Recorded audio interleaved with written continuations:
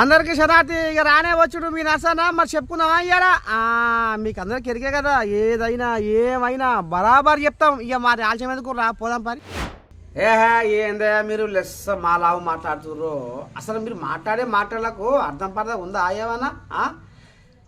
అంటే గదే గదే గదే అని ముంగటేసుకుంటారు కానీ అసలు బాగుతాం మీరు ఎందుకు బయట పెడతలేరు అని అనుకొస్తుర్రులా బీజేపీ వాళ్ళు ఇక మరి గాదానికి జూపల్లి మళ్ళీ ఏం రాగం ఎత్తుకుండో ఇనూరి ఇక నిండియాల కాంగ్రెస్ లీడర్లు అంటే కాళేశ్వరము మేడిగడ్డ అన్నారము సుందిల్లా అని ఇక ఈ కథ బాగానే ముంగటేసుకుంటారు కానీ మరి అసలు దొంగల భరతము ఎందుకు పడతలేరు ఈ కాంగ్రెస్ వాళ్ళు తిన్నోళ్లను ఎందుకు గక్కిస్తలేరు ఈ కాంగ్రెస్ వాళ్ళు దొంగలను ఎందుకు దొరకబడతలేరు ఈ కాంగ్రెస్ వాళ్ళు అని బీజేపీ వాళ్ళు నోరు బొంగుపోవంగా మైకుల ముందర మొత్తుకొని పాడవుతుర్రులా అయినా కానీ ఈ కాంగ్రెస్ వాళ్ళ కడుపు చల్లకుండా గదే పాత చింతకాయ ముచ్చట్లే ముంగటేసుకుంటారు ఇక మళ్ళీ జూపల్లి లైన్లకు వచ్చిండు ఏమంటుండో ఎనుగురి మేడిగడ్డ 1,00,00,000 కోట్ల పైన ఖర్చు పెట్టి ఇలా దేనికి పనికి రాకుండా ఇలా మళ్ళీ మొదటికి వచ్చింది అంటే ఏ విషయం చూసినా ప్రతి విషయంలో కూడా పరిపాలన అస్తవ్యస్తంగా జరిగింది ఆ పరిపాలన అస్తవ్యస్తంగా ఉన్నందుకే కదా అచ్చంపేట కూడా ఏం జరిగింది మనం చూసినా కదా జిల్లా చేసినట్టు మాట్లాడారు జిల్లా చేస్తే గొప్పతనం ఏముంది 14 నియోజకవర్గాలు కలిపి ఒక జిల్లా ఉన్నప్పుడు కూడా ఇన్ని అన్యాయాలు అక్రమాలు జరగలే ఇలా 5 జిల్లాలు చేసినా కూడా ఎన్ని జిల్లాలు చేసిన గొప్ప కాదు పరిపాలన దక్షత ఉండాలో పెట్టాలి అది సరైనటువంటి నిజాయితీమైన అధికారం పెట్టాలి ఇలా మంత్రులు అయినా ఎమ్మెల్యేలు ఏం చేసిన గతంలో మనపటి తెలుసు చిన్నారెడ్డి గారికైనా మేఘారెడ్డి గారికైనా మరి మేము కూడా మంత్రులు చేసినాం అంటే ఇష్టారాజ్యంగా ప్రవర్తించి ఎక్కడ పడితే అక్కడ దోపిడీ ప్రభుత్వ భూములు దోపిడీ అడ్డగోలు వ్యవహారాలు లంచాలు ఇష్టారాజ్యంగా బోగస్ కేసులు తప్పుడు కేసులు ప్రజాస్వామ్యాన్ని పాఠం దొక్కిండ్రు అందుకని ఇవన్నీ గమనించే ప్రజలు సరి అయినటువంటి తీర్పు ఇవ్వడం జరిగింది అందుకని ఎవరు కూడా అధికారం వస్తే వీగొద్దు అధికారం వస్తుంది పోతుంది అది మనతో శబాష్ అనిపించుకోవాలి నాకు మంచి పనులు చేయాలి నాకు మంచి మాటలు మాట్లాడాలి రౌడీ లెక్క ప్రవర్తిస్తే ఎవరైనా ప్రజలు బుద్ధి చెప్పే కార్యం చేస్తారు కాబట్టి మరి అట్లాగే ఈ రాబోయేటువంటి ఎన్నికల్లో ఇప్పటికే మీకు ఆలస్యం కాబట్టి సగం హాల్ కూడా ఖాళీ కావడం జరిగింది ఇన్నారులా కాంగ్రెస్ వాళ్ళు నోరు తెరిస్తే మేడిగడ్డ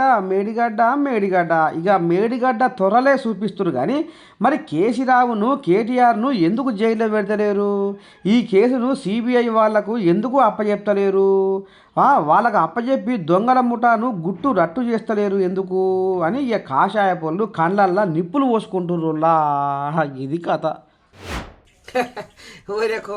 గుడి చుట్టూ తిరిగి బొడ్డులో ఏలు పెట్టుకున్నట్టు పాపం అలిశమయ్యకు మాటకు ఇదే ఆదికొస్తున్నట్ట నువ్వు రా మరి ఏందో ఏం కథ చూద్దాం పని గుంటూరు పొగాకు గూట్లో ఉన్నా ఒకటే నోట్లో ఉన్నా ఒకటే అన్నట్టు హరీష్ రావుకు ఇంటికాడ ఉన్నా అసెంబ్లీలో ఉన్నా మాటకు సీఎం రేవంత్ అయ్య కళ్ళల్లో కనబడుతున్నాడు నువ్వు ఇంకా మీదంగా మధ్యలో కూడా మెదులుతుండట అవునానే ఓ హరీష్ అన్న నిజమేనానే ఈ ముచ్చట నేను మొన్న ఎప్పుడో అసెంబ్లీలో కూర్చొని ఆ దిక్కు చూస్తూ ఉంటే నా మనసులో ఒక ఆలోచన కలిగి బాధ కలిగింది ఆనాడు ఉద్యమ సమయంలోనైనా లేదు తెలంగాణ రాష్ట్రం వచ్చిన తర్వాతనైనా లేదు మొన్న ముఖ్యమంత్రిగా బాధ్యతలు చేపట్టిన తర్వాతనైనా కనీసం ఏ ఒక్క రోజు కూడా తెలంగాణ అమరవీరులకు స్తూపం దగ్గర ఒక పువ్వు పెట్టని వ్యక్తి ఒక్కనాడు శ్రద్ధాంజలి ఘటించిన వ్యక్తి రాష్ట్రానికి ముఖ్యమంత్రి అయ్యే కదా అని నా మనసుకు ఎంతో బాధ కలిగింది నా అసెంబ్లీలో కూర్చొని అధ్యక్షుడు చూస్తే ఒక్కనాడు జై తెలంగాణ అనే వ్యక్తి ఒక్కనాడు తెలంగాణ ఉద్యమంలో పాల్గొని వ్యక్తి ఒక్కనాడు అమరుల స్తూపం దగ్గర ఒక పువ్వు పెట్టని వ్యక్తి రాష్ట్రానికి ముఖ్యమంత్రి అయ్యే కదా అని నా గుండె నిజంగా బాధ కలిగింది ఆ రోజు నా అసెంబ్లీలో కూర్చొని నాకు నేనే అనుకున్నా ఒకనాడైతే మా తమ్ముడు యాద్ చేస్తుండు ఎవడరా జై తెలంగాణ అనేది దమ్ముంటే రండి రాని తుపాకీ పట్టుకొని బయలుదేరినాడు అటువంటి వ్యక్తి రాష్ట్రానికి ముఖ్యమంత్రి అయ్యే కదా అని నేను అసెంబ్లీలో కూర్చొని నా మనసులో కొద్దిగా బాధపడ్డటువంటి సందర్భం ఓ అన్న గుడి మింగేవాడికి తలుపులు అప్పడాలు అయినాయి అన్నట్టు ఇక గతాన్ని జనాలు పాతాళం దొక్కి కొత్త పాలన ఏరి కోరి ఎంచుకున్నాడు గిది హరీష్ అన్న బాగానే బందోబస్తుగానే చెప్తున్నావు కానీ వెనకటికి అమరవీరులు అగ్నికి ఆహుతి అవుతుంటే నువ్వు అగ్గిపెట్టేటివా అని ఆదర బాదర చేసుడే కానీ ఆదలేదు గూదలేదు అని జనాలు ఆడిపోసుకుంటున్నాడు కానీ అన్న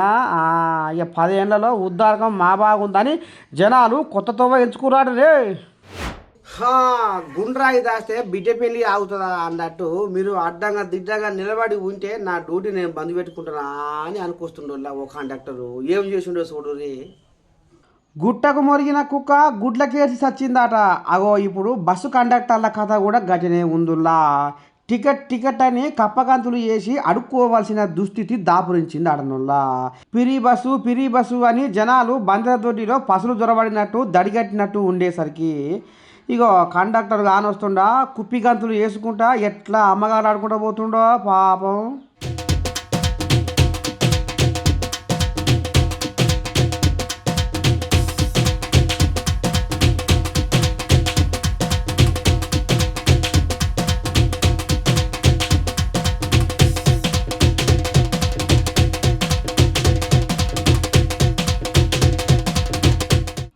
చూసినారులా బస్సు కండక్టర్ల భాగవతం ఎట్ట ఉందో అటెగిరి బాగానే టికెట్లు కొడుతురు కానీ కింది నరం పట్టుకొని బుడ్డ దొడ్డుగా అయితే దావకాన్లకు ఎన్ని లక్షలు ఖర్చు పెట్టుకోవాలనో ఏమప్పో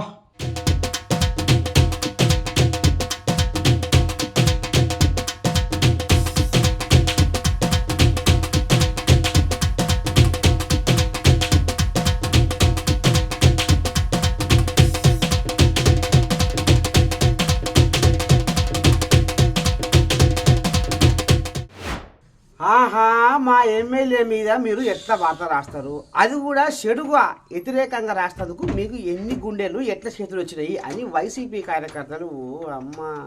ఒక్క తిరగలేదు కథ చూద్దాం పై ఇక ముందుగా వీళ్ళ గందరగోళం ఏందో ఇందాం పటు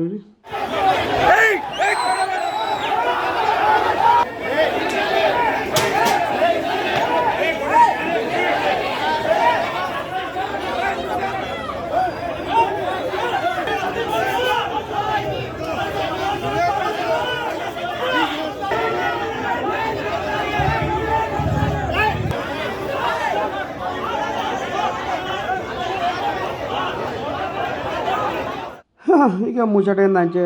కర్నూలు జిల్లా ప్రాణ్యం ఎమ్మెల్యే రామ్ భూపాల్ రెడ్డి మీద ఇక ఈనాడు పేపర్ వాళ్ళు ఏదో వార్త రాసిరటనుల్లా మా ఎమ్మెల్యే మీద మీరు ఎట్లా వ్యతిరేకంగా వార్త రాస్తారు అని వైసీపీ కార్యకర్తలు ఇగో ఈనాడు ఆఫీసు మీద దాడి చేసుకుంటా గీ రచ్చకు దిగిర్రుల్లా